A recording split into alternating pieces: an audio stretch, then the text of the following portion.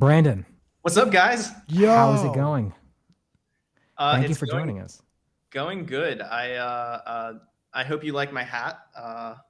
You know, I I especially like the little cowlick. yeah, I really yeah, like the 12-year-old. it's Like, let me have a little tuft of hair sticking out from under the hat. yeah. I actually call it something different. I call it I haven't cut my hair since the beginning of the bear market, and so this is what you get. I love it. I love it. So, So, wait, real w- quickly, w- because it needs to be said. It's been brought to my attention that Brandon Green had to run away from Nashville, had to go into hiding once he heard that I was gonna enter the premises and demand a rematch for our long-awaited FIFA second leg of our first leg tournament. Yeah, yeah. So it's probably worth everyone understanding that Q is horrible at FIFA. He talked a whole bunch of game ahead of the Bitcoin 2022 conference. I, thought that there was like some legitimacy to him saying that he was good at FIFA. So we did a tournament. I wiped the floor with him. I think we played 2 or 3 matches. He maybe got a goal out of all of them, and yeah, We it played was it was bad. we played So one I hope you match. enjoyed that. Who were you again? What was your team? Was I forget Man City. No, we were countries because I was Iceland and I still scored a goal on you. And I ended And up losing lost. 3-1 only because I went all out. Anyways, all I'm saying is I died. Brandon's I a little died while you guys bitch. were talking about this. He won't play Jesus me again. Christ. He retired immediately from FIFA because he knew he would never beat me again after that. So Sounds like some bullshit. Brandon, before you jumped in, I was hyping you up. I described you as the chief of staff at Bitcoin Magazine, someone who can see into the future and the past, and who has been in Bitcoin for a very long time. Um, you've been on the show before. We've been talking about Bitcoin Independence Day, and I'm curious what your experience as someone who not only has been in the space for a while, but was super, super kind of close to a lot of the action, given your position in Bitcoin Magazine. Um, you have personal relationships with a ton of people in the space. What was your experience of the block size war?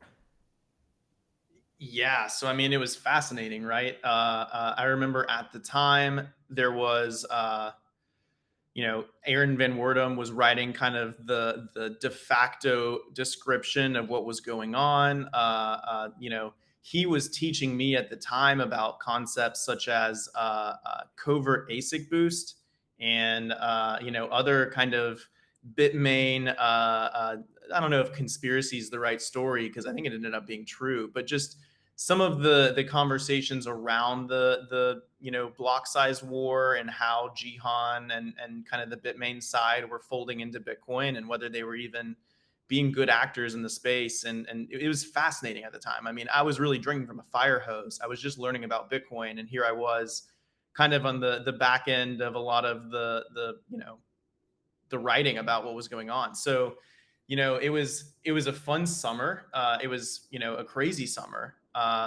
We've definitely never had anything like it since. I remember I was actually in Denmark when the whole BIP 9 kind of resolution happened, and we ended up basically locking in SegWit, and it was just super exciting. I mean, it was just, there. I was thinking about this kind of right before I joined the call, but the real win, in my opinion, is that we didn't define consensus. Like, we still haven't said like this is how consensus is achieved in Bitcoin. Besides, obviously, longest chain, most proof of work behind it. But there's all these people who are saying we need a clear governance model. We need, this is how you create like new changes in Bitcoin. This is new BIPs.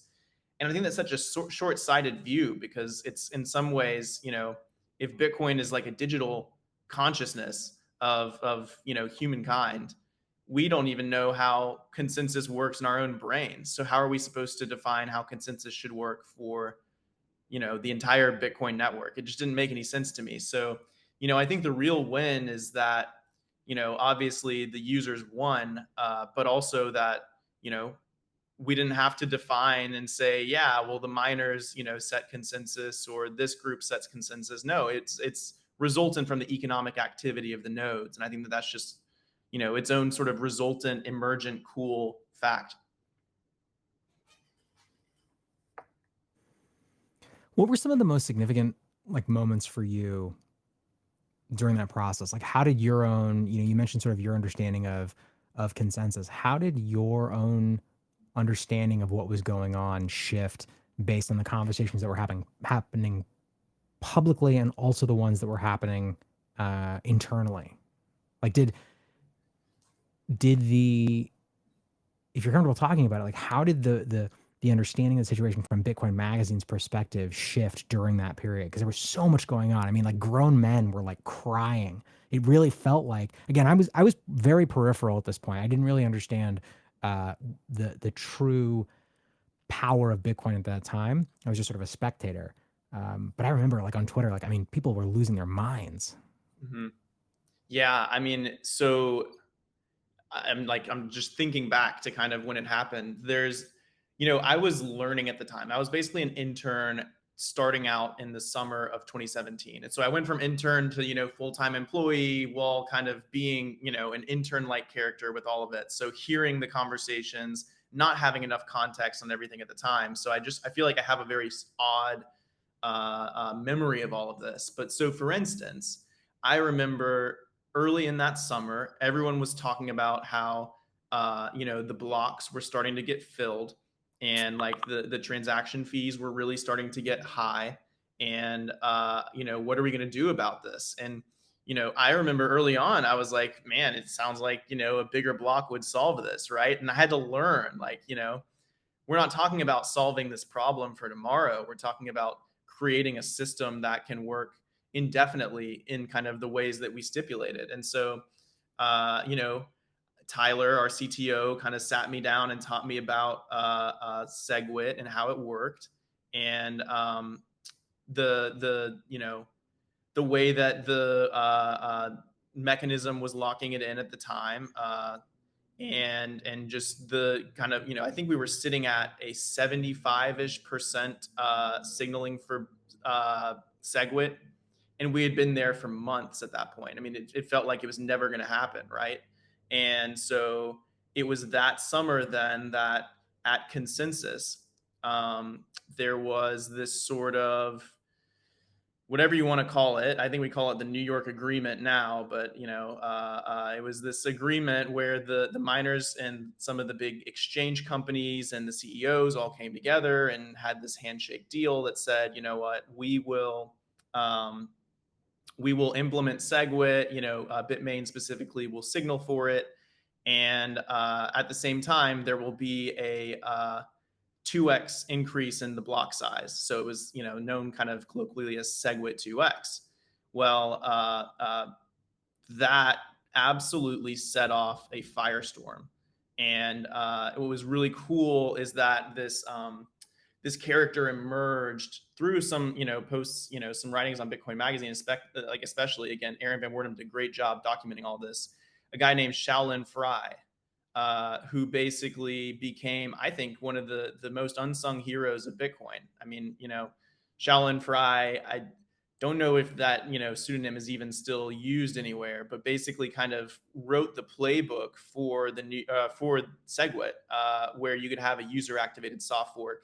And then you obviously had like Samson creating the hats. You had sort of the movement start building up, and yeah, within a matter of months of this New York agreement being signed, you had the UASF like officially, kick off. It felt like, and it didn't take that long for SegWit to get implemented after that.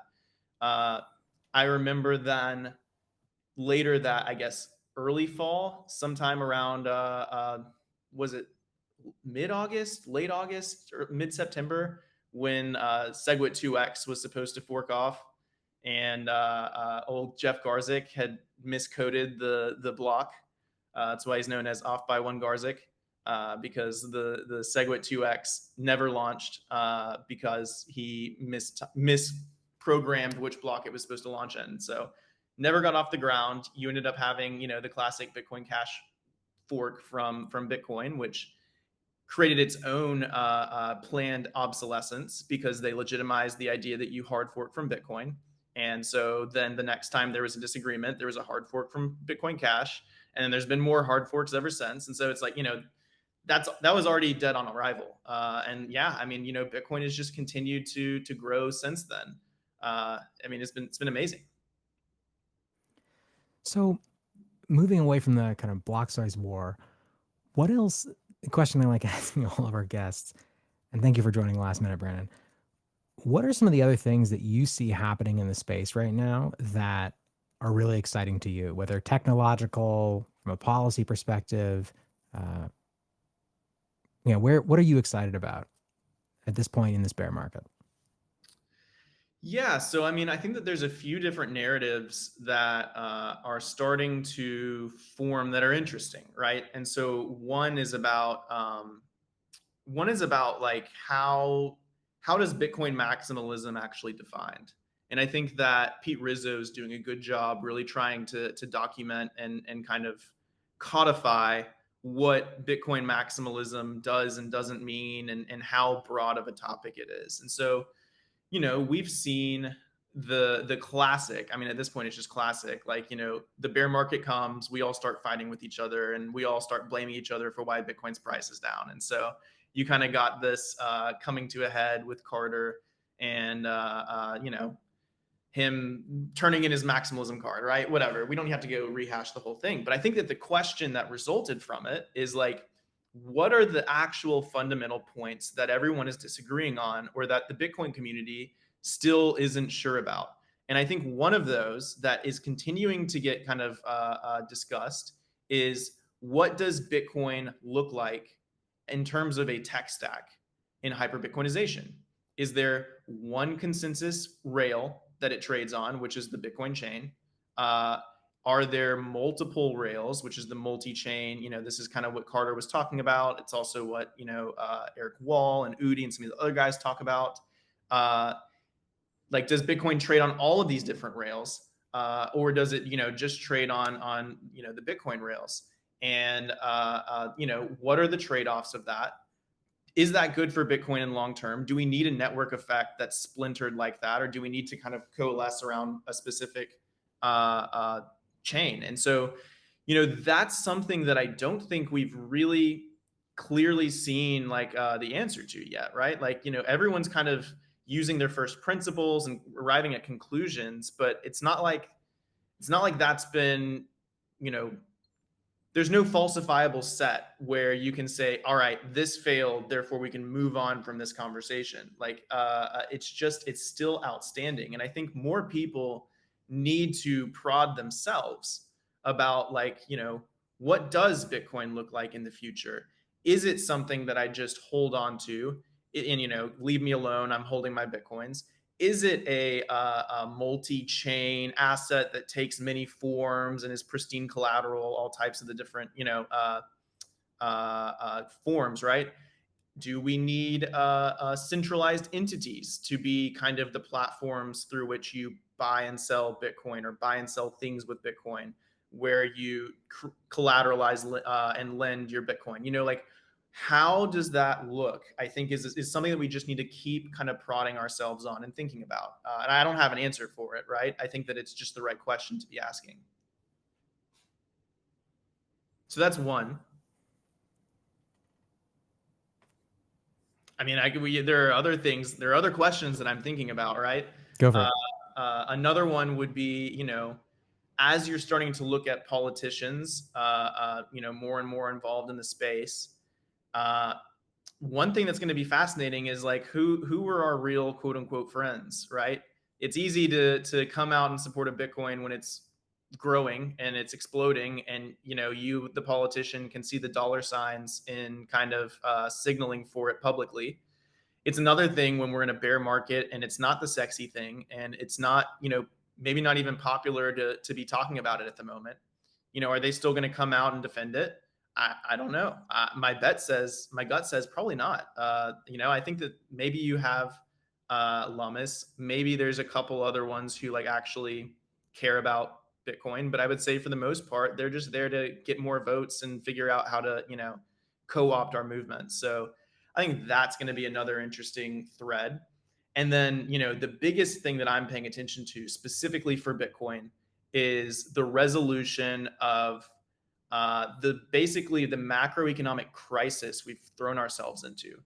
And this is something that I was talking about a little while ago on the Twitter space, but you know, you have a scenario right now where the EU is teetering on, you know, dissolving. I mean, there's no other way to kind of play it. You've got uh, really two factions. You have the pigs countries, Portugal, Italy, Greece, and Spain. Ireland sometimes is thrown in there. Uh, they are all relatively importers, right? Like they import more than they export. They are high in debt a lot of times. These are the countries that basically got bailed out by Super Mario Draghi after the great financial crisis in '08. And you know, if he hadn't done that, it looked like, you know, the EU could have toppled then, right? And what ended up happening is that the European Central Bank said, all right, we'll just buy the debt from all of these Southern European countries and basically become a backstop. Well, they've continued to do that. You know, the ECB is standing up kind of this Southern countries of the EU. And that's fine because it was fine because the EU was a net exporter.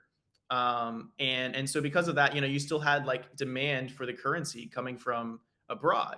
Well, with the whole Russia gas crisis, where, you know, Germany and other countries got cut off from, you know, Russian gas, their costs for energy crept up so much that it actually erased their you know, their net exports. So now Germany even and all these other countries are now importers, net importers as well, which has caused demand for the euro to cave. You saw euro hit parity with dollar earlier. And so you're actually looking at a scenario where like the euro is itself weakening. Well, the problem with the ECB is that it has only really one mandate, which is to maintain the stability of the euro. It's not to protect the entire EU and prevent it from dissolving. And so there's this starting to form this like perverse incentives where if they're going to protect the euro, that means raising rates. But if they raise rates and they stop purchasing, you know, debt of southern countries, which would protect the value of the euro, right? By doing that, you raise rates, you stop printing money. Then you run into a scenario where no one's buying pigs nations debt, and at that point they default on their debt.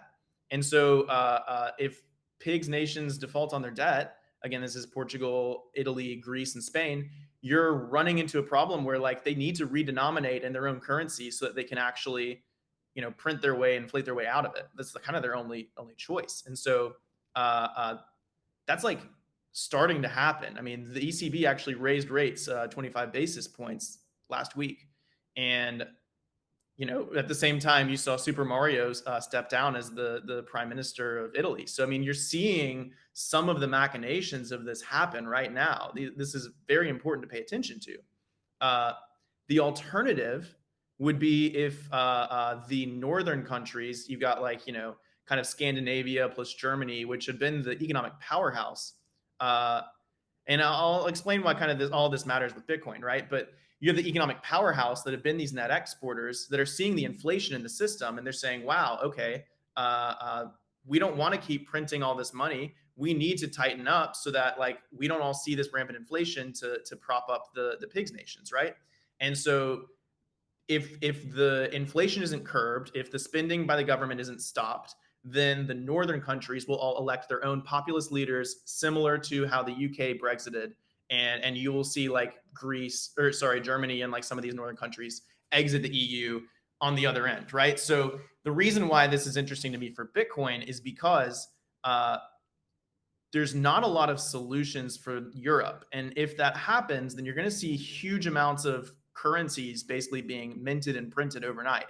A lot of people are not going to like go back to that system of, you know, redenominating their debts on a new currency that's also backed by nothing, right? These currencies need to be derived from something. And so Bitcoin is a huge answer for that. If that doesn't happen, the only alternative is for someone like the US to step in and basically do yield curve control of the EU. That is not our mandate, I can tell you that. And it's going to cause us to start printing, I mean, even more money than we imagined printing for COVID. if we're having to prop up the entire EU with our Federal Reserve. And Wait, what so would that look like? What do you mean when you say yield curve control of the EU? basically, the idea is that, so okay, let me back up. What is yield curve control? Yield curve control is basically your attempt at kind of controlling the interest rates on a bond, and by doing that, you're actually putting that bond's payout below what the inflation rate is. So anyone who's purchasing bonds is like, all right, well then I don't want, or anyone who's holding bonds, I don't want to hold this bond. I'm losing money in real terms, right? And so then they sell it. Well, if you sell bonds, then you need a buyer. And so if no one's buying, then the rates start raising, and that causes the debt to be higher. And so what the EU does usually is they go in and backstop it, and they say, all right, we will just buy all bonds at this price level and basically control the yield curve, control the yield on it, right? And so they can't do that anymore because they've printed too much money and there's inflation and all this kind of stuff, right? And so the only person who could really be in a position to do anything about it is Powell and the Fed. And so if the US did that, then you would see just massive printing of the dollar, and you would get into the same basic macroeconomic set that got us from 2009 to today, which you've seen what Bitcoin has done. So that's kind of the other case of Bitcoin. Like either way you kind of slice this is incredibly bullish for the price of Bitcoin. It's just, it kind of comes at the expense of stability in somewhere like Europe. Got it. That's what I think is fascinating. And I mean, it takes a lot to kind of understand what exactly we're talking about in this sense. But there's not a lot of outlets. There's not a lot of like, here's how they're going to get out of this one and somehow, you know, keep the Ponzi going, right? Like there's going to be a real reckoning coming up, and you know, Bitcoin's going to stand to benefit in a really big way. I think there's something else though that you said, that like this idea that, oh, all the countries in the world aren't going to try, or are not going to have the appetite to reassign their debt to this new currency. But that, I don't necessarily know if I buy that assumption. We've seen them, especially over the course of the last 50 years, specifically want to use these sort of currencies that let them manipulate and play around with sort of the debt levels. Do you not think it's just as feasible for, in the same vein of, hey, the euro is going to go be done with, and each of these countries are going to have their own currency and they're going to sort of revamp, feasible for, in the same vein of, hey, the euro is going to be done with, and each of these countries are going to have their own currency and they're going to sort of revamp for. That was trippy. You heard that too, right? Yeah. Okay, cool. I just thought I was having a stroke for a second. I was like, all right, so this is how I go. What I'm trying to say in a very long way, why do you think that they won't have the appetite to just recreate the same system that we have, except this time instead of Germany, France, enter whatever other European countries, etc., that I can't for whatever reason think of at 11 o'clock in the morning on a Monday? Why wouldn't they want to? Okay, so you're saying we can have the same system where we can manipulate and control the money, but instead of giving it over to the hands of this one centralized leader that now has to account for all of these other countries in Europe, we can just do that for ourselves and prioritize ourselves, which we haven't been able to do for like 2.5 decades now. Yeah. I mean, so you're making the populist case for why this would happen in the first place. Yeah, everyone wants to, you know, from a country standpoint, redenominate their debt in their own currency.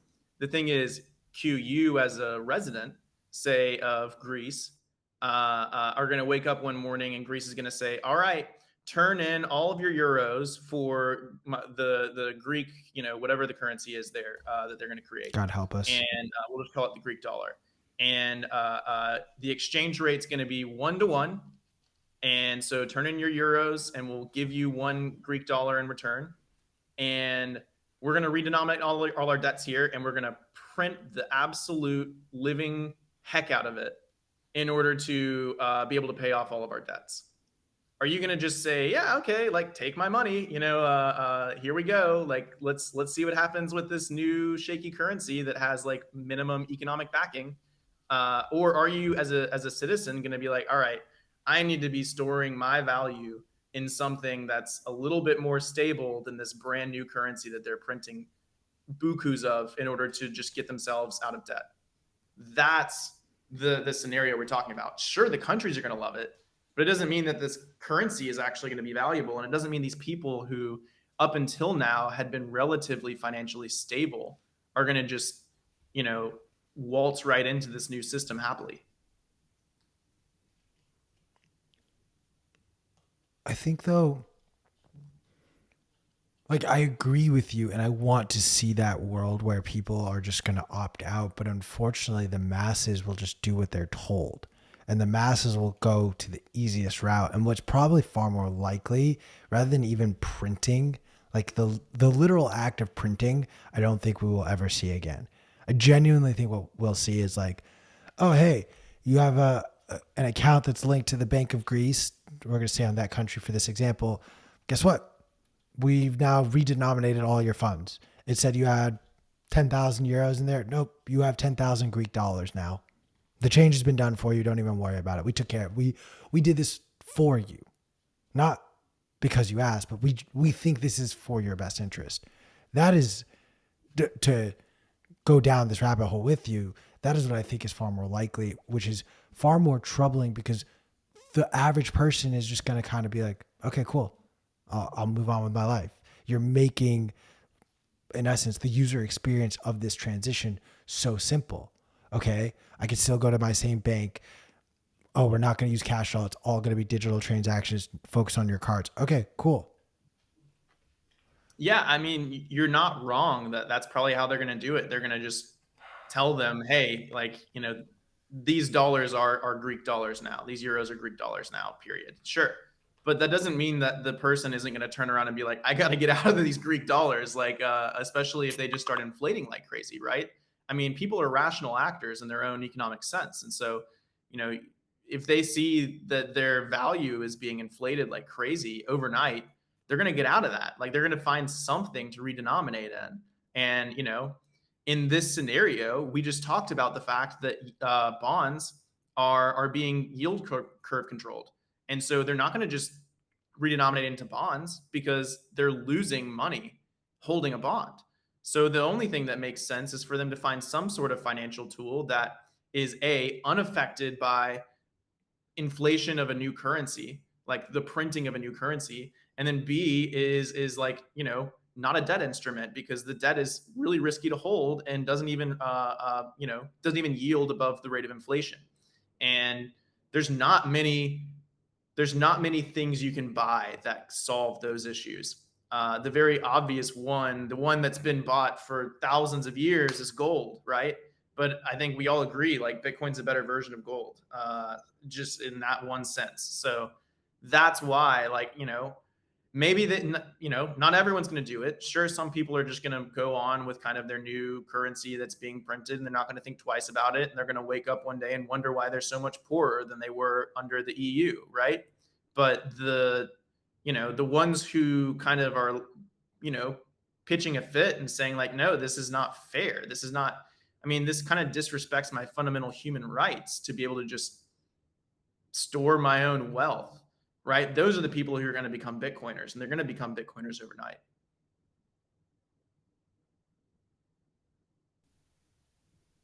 Perhaps.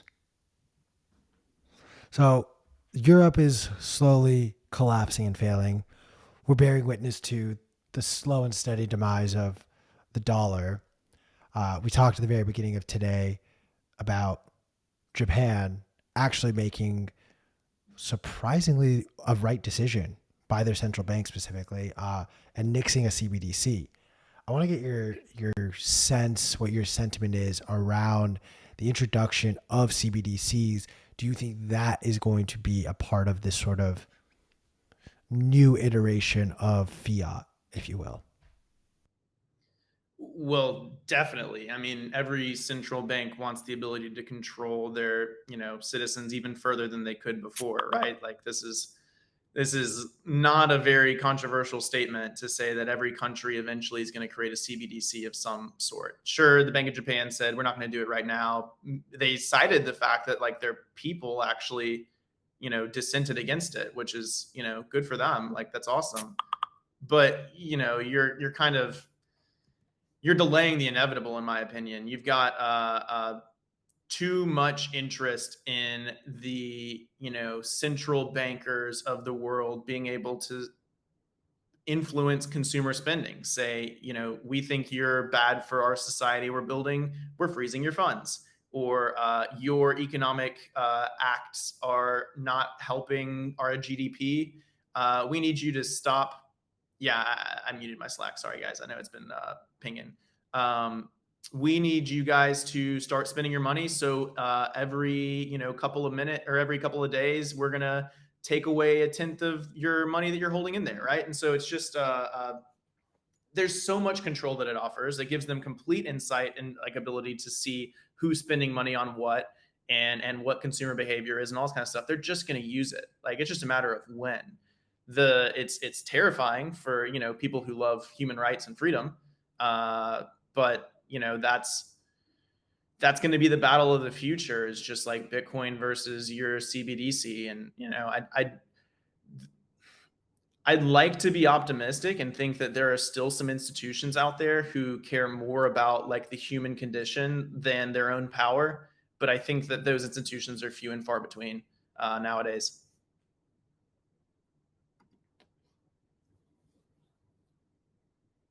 Oh, I think Pete left me. My bad. I want to focus on just sort of this conversation around the macro world. Is there any other part of the world that you're paying attention to that you're just not, you're disappointed that there's not been enough coverage or conversations around what's going on there? So I mean, I think that Japan's in a similar. We don't have to go all the way in Japan. They're in a similar situation as the EU. They've got real issues of they've been quantitative easing for 30, 40 years.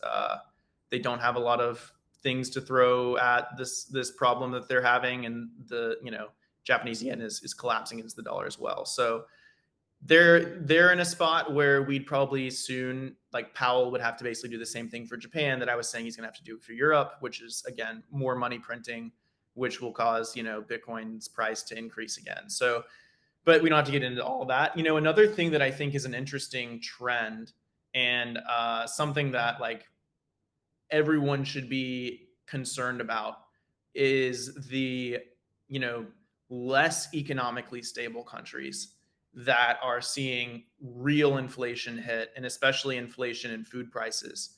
I mean, this is kind of like a depressing conversation, so we don't really have to have it. But the money printing that we've done, the instability we've introduced into the system in order to smooth over a 2-year economic shock to the system that was the COVID lockdowns, it is going to disproportionately affect the people at the bottom of the Cantillon curve. And that means, people living in countries who are disconnected from the financial system are going to be the absolute first people to get hit. And you saw it obviously in Sri Lanka.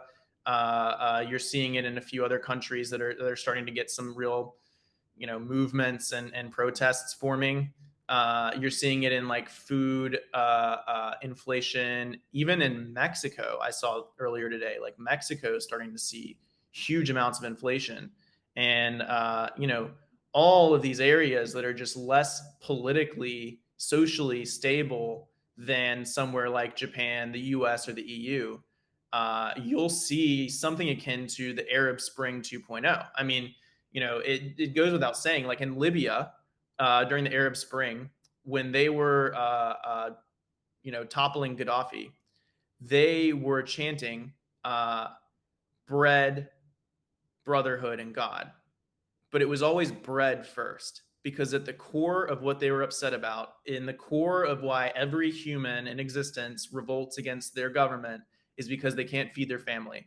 And so it's just the instability that we're causing is just unprecedented. I have no clue how it's going to play out, but it's definitely something that I'm keeping an eye on. These are trying times indeed, my friend. I love that you bring up bread. I've been a big proponent that wheat and just the lack of access to bread and food will be the downfall of our modern civilization. Um, yes, Chris, I am a wheat maximalist. We've discussed this. You can shame me for it all you want, but I made a lot of money off of this trade, and That is not the right reason to be. damn pro it, this P's type of thing. back. Fuck. Okay, I gotta behave myself. I've been here the whole time, motherfucker. Um, Brandon, I'm curious. As the person who is basically owning the programming for Bitcoin Amsterdam. Like, I'm wondering if any of the themes that you're talking about are going to show up in the programming for Bitcoin Amsterdam, and if so, how you're thinking about that. Yeah, so some of this we're definitely going to have like a very good European macro focused conversation. A lot of the themes that we're looking at right now are more.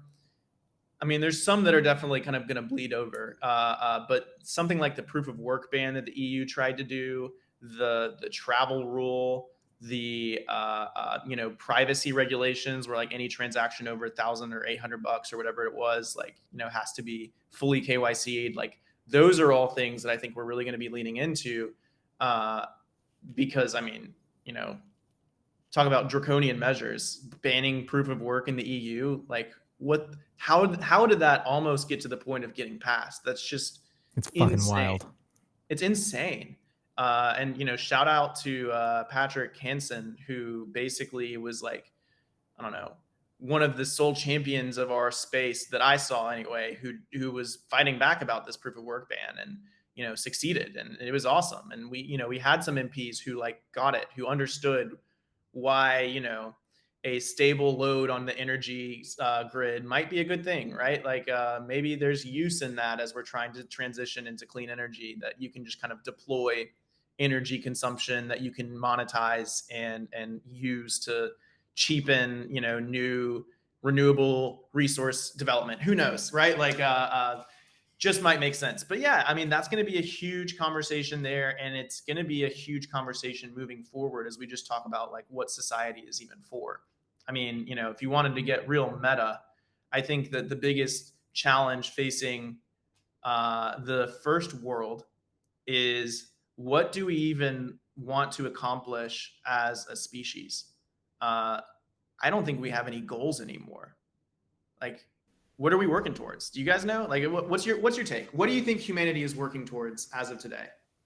Oof, that is a great question, and I think everybody will give. I think it is sad how different the answers we would get from large sections of the population. I mean, that's to be expected, because obviously people are not.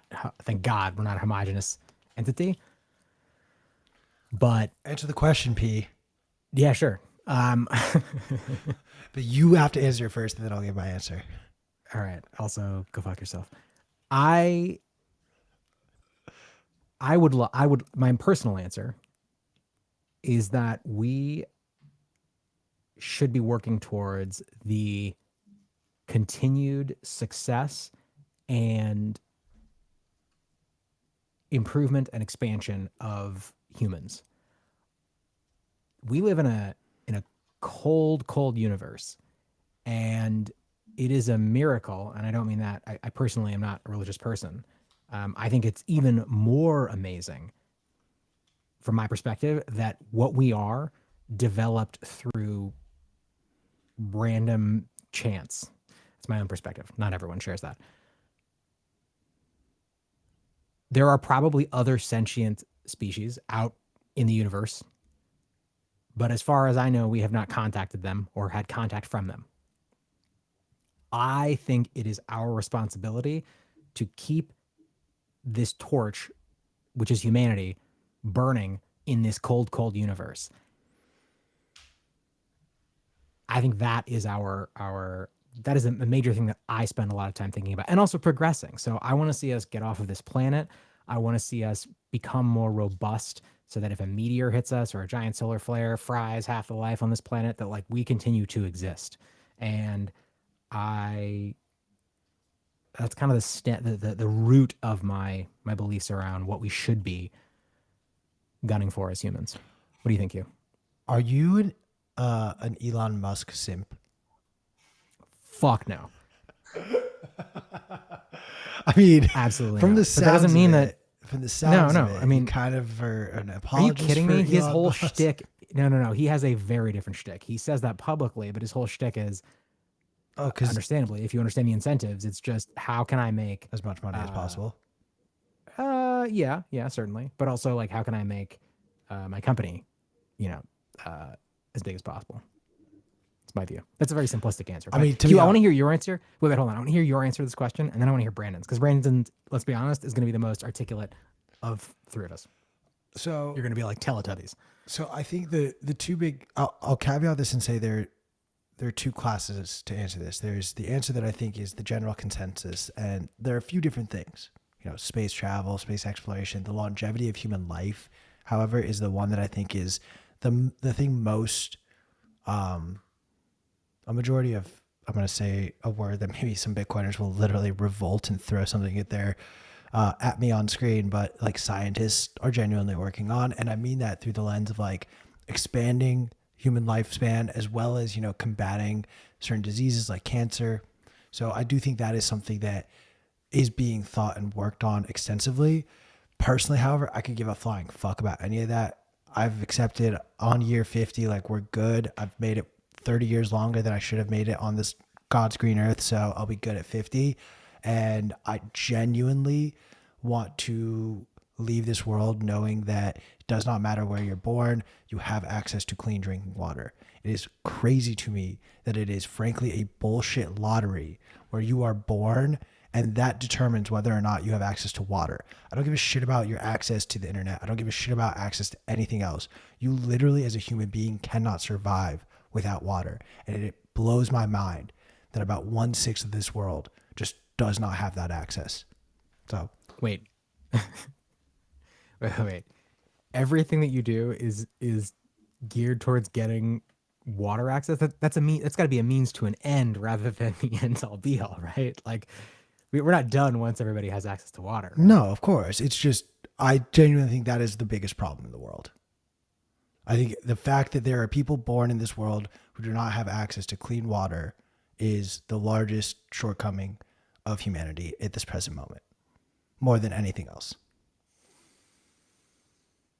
P, I don't agree. you Brandon. and I and Brandon and Chris and everyone watching this did not do anything to be born in the environments we were born into that gave us access to these things.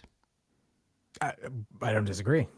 I don't think that being true is not a refutation of what you said though. But Brandon, I want to hear your take. What is the most important thing that humans can be working towards? Yeah, I mean, I think that the answer to the question is like very.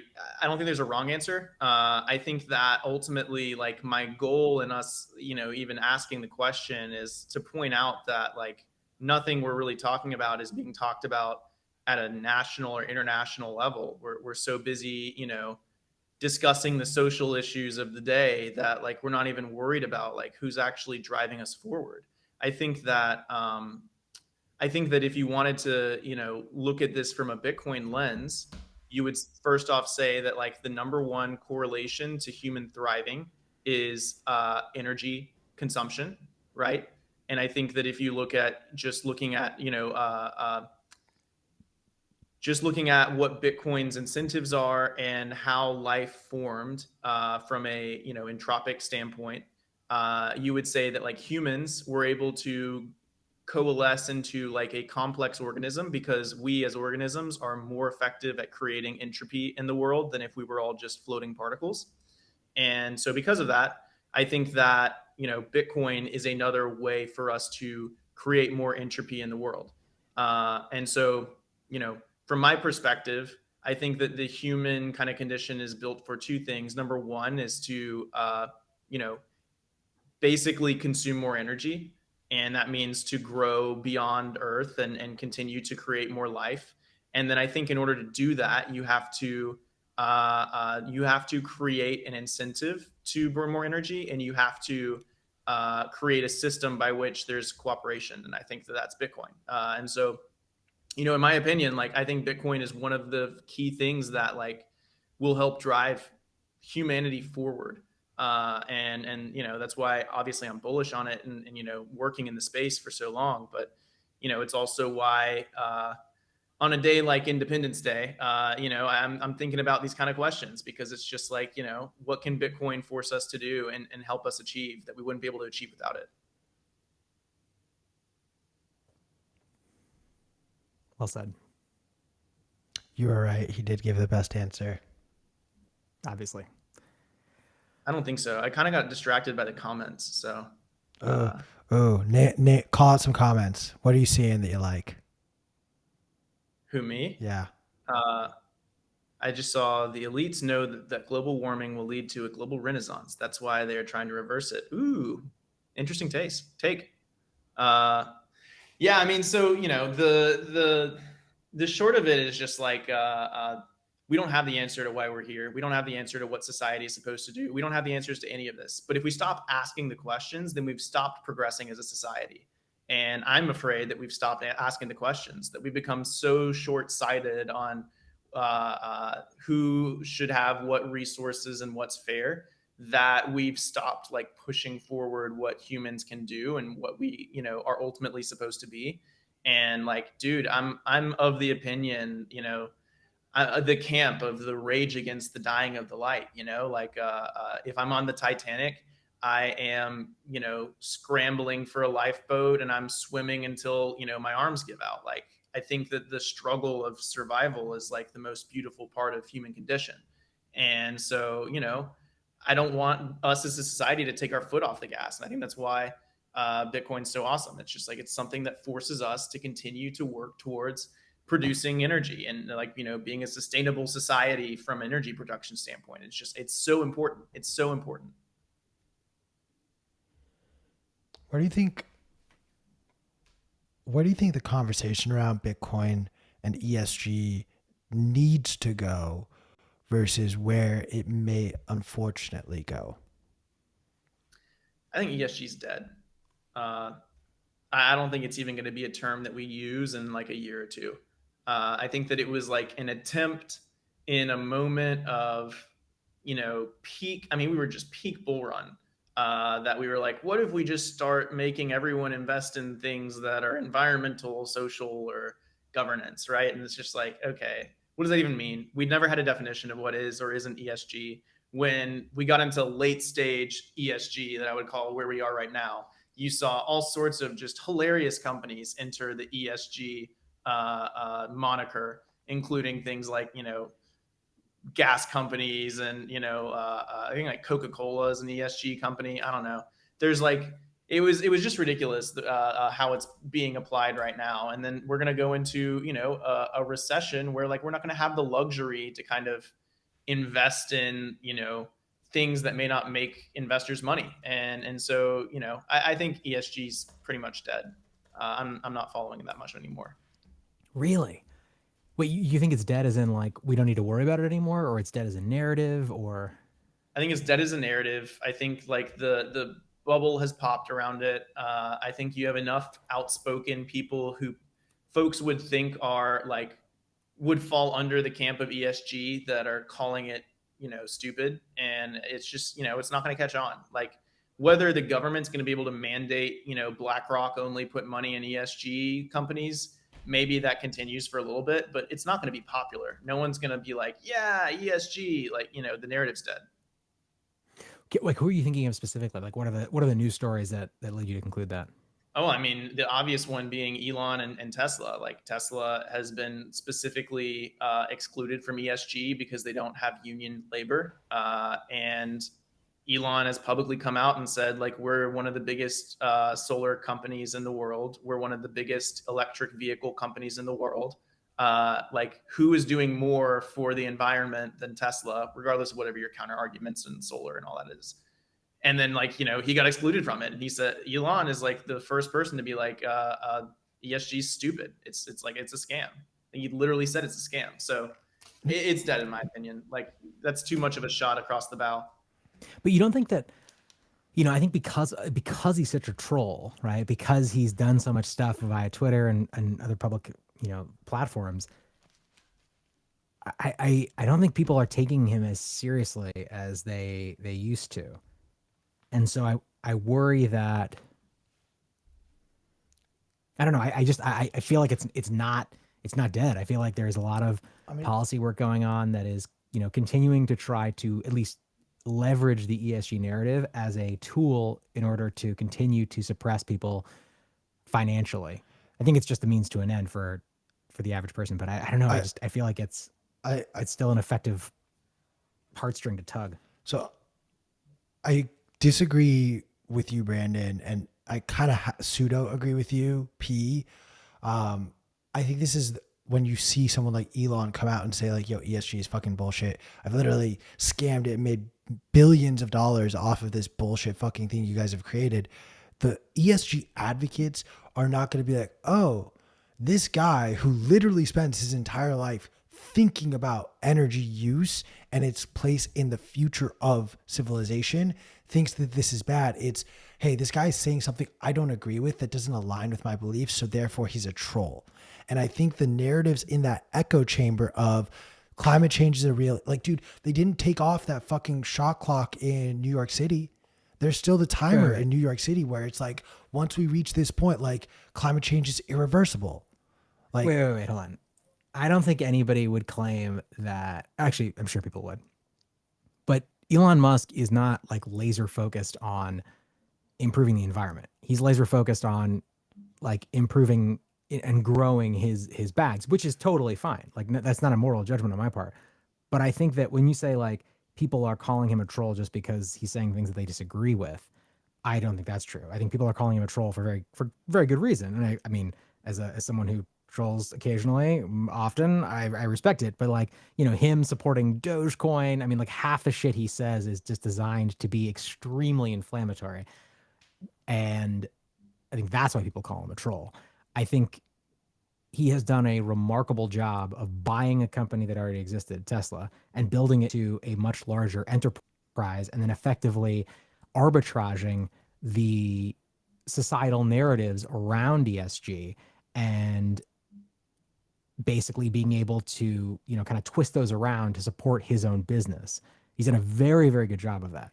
I don't doubt that, but again, I think you're thinking of it too highbrow. Like, we read between these lines, but the average person who fucking buys a Tesla here in Los Angeles is not thinking like, "Oh, Elon Musk is a troll. Where's the electric energy coming from my electricity?" It's, "Well, I drive an electric car, so like I'm doing my part for the No, environment. exactly. Thank you, Elon Musk, for like creating this opportunity for me." Like, people still look at Elon like that. Like, they genuinely Okay. do look at him like that, and it just isn't in our echo chamber. And the point I'm trying to Fair. make is there is an echo chamber that very much still exists, that very much continues to pound the drum of ESG is very important, that climate change is going to destroy the world. And if we don't do something drastic, like stop drilling for oil and stop using gas, then we're all going to die. And that narrative, while we don't come across it as much anymore, it exists. And I think we're naive to just discredit it and say like, "Oh no, this doesn't exist anymore." There's still a subset of the population that pounds that drum in the same way that we are a subset of the population that pounds the drum for financial freedom. I bet in 3 years, no one will talk about ESG anymore. Ooh, I love Sats. that. ooh, I love that. That is how many a stats we putting down? tweet stamp that Or shit. I'm a big fan of a water bet. What? A water Jesus, what does that bet. even mean? A loser gets dunked on with water. Oh, okay. I mean, that can What? be fun too. Yeah. But so my bet, whoever wants to take it, is that on August 1st, 2025, ESG will no longer be talked about as like, it's not going to be an active investing model. It's not going to be any sort of government mandate or anything. It's going to be gone. Flash in the pan. Like, I kind of agree with that, but just because I think it could be fun, let's take this water bet. A loser gets All right. dunked on with water and records it on camera. Filmed and then released on Yep. Bitcoin Magazine, Yep. YouTube. Yep. All right. I will take the other side. That in All right. So Q, it's gonna happen. People, it will still be a dominant part of the political. no, I just think it will exist still. It will still be an investment. No. He That's said not it what will Brandon not said. exist. Come on. What does that even mean? That's like saying like fucking, Dude, ESG is so new. Nazism doesn't though. exist anymore. ESG is so new. Like, it wasn't around 5 years ago. Wait, hold on. Wait. I want to lock in the terms of this agreement. Fine. I think it's fair to say that what 75% of the political support for ESG that exists today will have vanished by the day that you just specified. You guys agree to those terms? I want to see this happen. I want to see one of you get dunked with ice water. Yeah. How about this? BlackRock being like the most famous, ESG mandated fund. BlackRock will not have an ESG mandate by August 1st, 2023. I love it. But 2023 or 2025? Oh, sorry, 2025. Stand behind your words, Q. No, because I think BlackRock can change, but I think the narrative around ESG as a whole will not. That's the line I personally will draw. Fuck it, I'll take the other side. You want to call it BlackRock? All We'll right. call it the BlackRock Fund. There we go. All right. You heard it here first. I'll get dunked Q's on going to with get water. dunked with water. All right. It's happening. All right. Literally, the second BlackRock closes their ESG fund, I could see it now. Brandon's going to be like, yo, Q lost the bet. Time to dunk yourself in water. And I will pull a fucking Marshall Erickson. Shout out to my How I Met Your Mother fans. And you gotta let it finish. You gotta get to that date. No, we're good. We got the date. We got the time. It's going to be a thing. All right. So we've got about 8 minutes left. Brandon, I know you're a busy man. You gotta run. What have we not talked about as it relates to Bitcoin that you've been thinking a lot about lately? Or what do you want to use this opportunity to discuss? Or I got a better question if you don't have something to discuss. What's yours? My question is, what do you think of when you hear Amsterdam? Is this like a trick question? Yes, it's a trick question. Okay. When I think of Amsterdam, I think of Vincent van Gogh. There you go. Bam.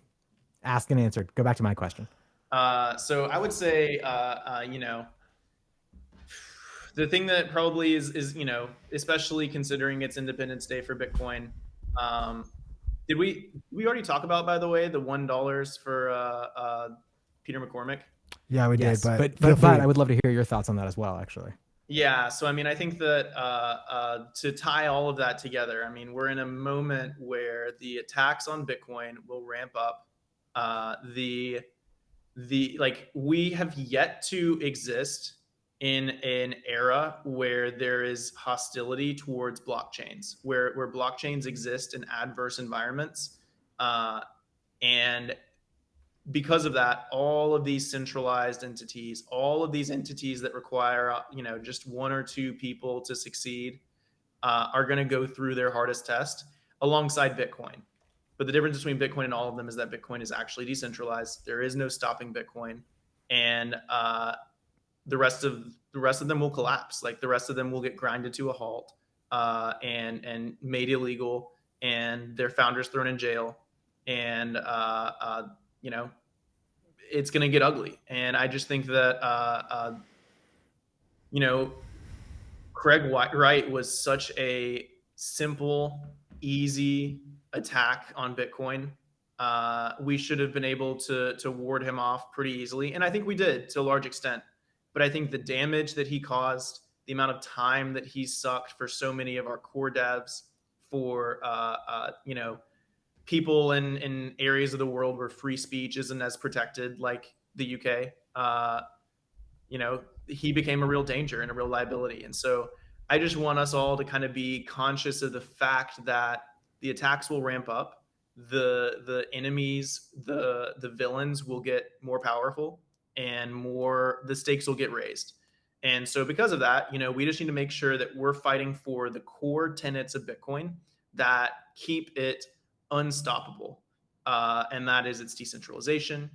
That is its proof of work, capacity. That is its simplicity on the main chain, not creating bugs or loopholes or things that could be exploited. And that's, slaying your heroes. And, let's just keep chugging along. I think we're doing a really good job as a community of protecting those sort of, key exploitable points, those single points of failure that try to emerge. And, I am, I just feel like the luckiest guy in the world that we get to work on the coolest project that has ever been invented by humanity, which is our attempt to, create a value system across all humans. It's beautiful. And specifically, the project you're talking about is Litecoin, right? The silver to Bitcoin. No. Fuck Litecoin. I'm talking about That was a good callback though. the good old coin. Brandon, Obviously, it's Bitcoin. who is a speaker you are excited to have at Bitcoin Amsterdam, seeing as you are the oracle of speakers? Should I drop some alpha on this? Ooh, Fuck yes. Ooh, can Hit us with it. we get a drop? Can we drop Yeah. live on air someone new, a new speaker? Yeah, I think that this would be not frowned upon, but let me hedge it by saying that we're still, rounding out the details of this person. But it seems as though we are confirmed to have Stella Morris and Gabe Shipton speak at the conference. Hopefully reading a letter or maybe a recorded conversation with Julian Assange. So, Stella is Julian's wife. Gabe is his brother-in-law. They've been working really hard to, hashtag free Assange. And, he will be seen by history as one of those freedom fighters. And, you gotta support the freedom fighters where they are, and regardless of if you disagree with some of the stuff that they've done. It's about protecting basic freedoms. That part right there, what Brandon just said, it's not about agreeing with the people you align with. If you believe in real freedom, you believe it even for the people who do things that you don't agree with. That is what real freedom is, because otherwise you're a piece of shit. 100%.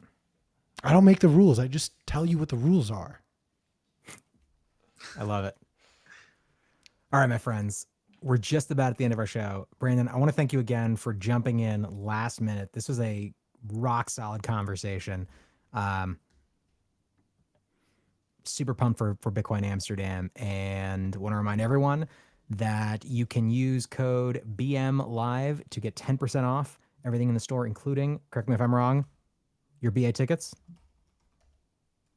Fantastic. Check it out. Also check out the censorship resistant issue of Bitcoin Magazine, which in my humble opinion is the best edition we have produced so far. Fantastic journalism in it. It really is bleeding edge Bitcoin journalism by some of the best in the space. Follow us, follow Brandon on Twitter, follow Bitcoin Magazine, and we will see you here tomorrow.